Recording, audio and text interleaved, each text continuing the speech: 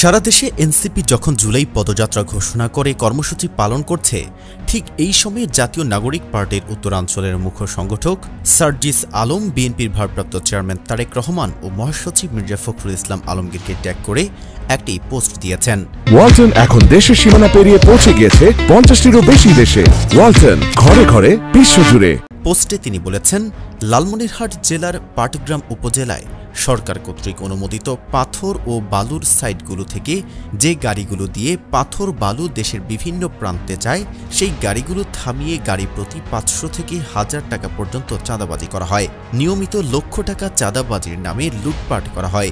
আজ বৃহস্পতিবার মধ্যরাতে সামাজিক যোগাযোগ মাধ্যম ফেসবুকে নিজের ভেরিফাইড আইডি থেকে দেওয়া এক পোস্টে এসব কথা বলেন তিনি।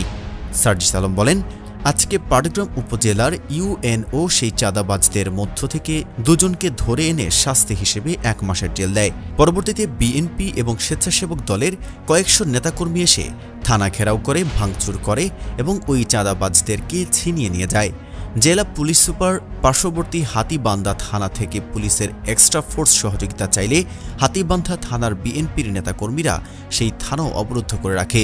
তিনি আরও লিখেন, এভাবে বিএনপির নেতাকর্মীরা যদি মাঠ পর্যায়ে ক্ষমতার অপব্যবহার করে, চাঁদাবাজি লুটপাট শুরু করে কিংবা চাঁদাবাজদের প্রোটেক্ট করে, তাহলে দেশ সংস্কার হবে কিভাবে?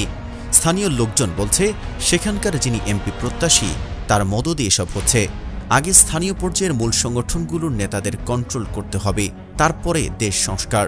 প্রশাসন এবং পুলিশকে সহযোগিতা করা তো দূরের কথা, জিম্মি করে যে অপকর্ম করা হলো বিএনপি থেকে, তার ব্যবস্থা নেওয়া হবে কিনা সেটা এখন দেখার অপেক্ষায়।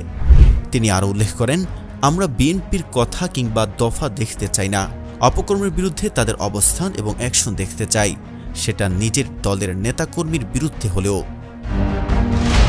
ওয়ালটন এখন দেশের সীমানা পেরিয়ে পৌঁছে গিয়েছে 50টিরও বেশি দেশে। ওয়ালটন, ঘরে ঘরে, বিশ্বজুড়ে।